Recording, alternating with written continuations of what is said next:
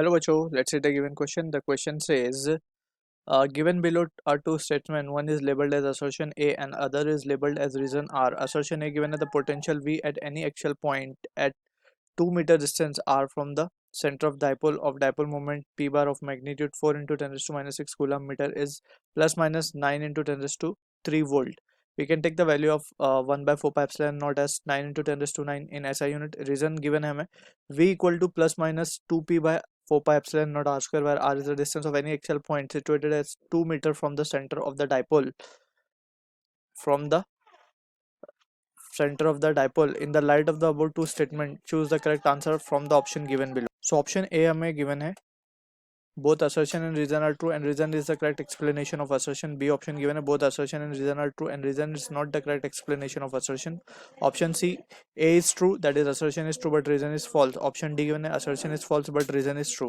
So for this we can write the key concept as potential due to dipole. Potential due to dipole. तो इसका एक basic formula that we need to keep in mind. अगर हम dipole की बात करें, let suppose ये हमारे पास एक नेगेटिव चार्ज है and this is a positive charge separated by distance, मान लेते हैं d. तो ये एक डाइपोल है एंड डाइपोल का डायरेक्शन होता है नेगेटिव से पॉजिटिव के लिए, नेगेटिव से पॉजिटिव की तरफ. ठीक है, this is the direction of dipole moment. अब यहाँ पे अगर हम बात करें इस डाइपोल की वजह से पोटेंशियल, तो जस्ट हमें एक फॉर्मूला याद रखना है, that is v equal to kp cos theta by R square. kp cos theta by R square, but theta is the angle. अब थीटा जो है बेसिकली अगर हम बात करें एक्सिस के लिए एक्चुअल पॉइंट, तो थीटा की वैल्यू 0 हो जाएगी. फॉर इक्वेटोरियल पॉइंट थीटा की वैल्यू हो जाएगी 90 डिग्री. सो इक्वेटोरियल के लिए तो कोई पोटेंशियल आएगा नहीं, बट एक्सिस के लिए पोटेंशियल आएगा.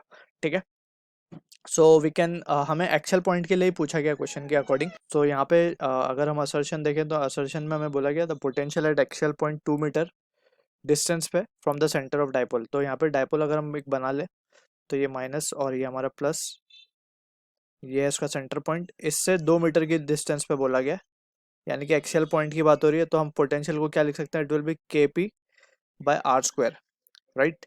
अब यहाँ पे अगर हम देखें k की वैल्यू हमें बोली गई है, k को हम लिख सकते हैं 1 बाय 4 पाई एप्सिलॉन नॉट, जिसकी वैल्यू हमें गिवन है 9 इंटू 10 रेज़ टू 9. तो यहाँ पे वैल्यू सब्स्टिट्यूट कर देंगे. p डाइपोल मोमेंट की वैल्यू गिवन है 4 इंटू 10 रेज़ टू माइनस 6.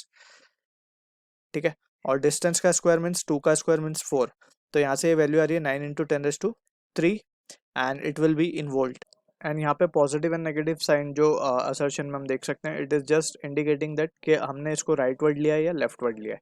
ठीक है, so just in magnitude wise it will be 9 into 10 raise to 3 volt.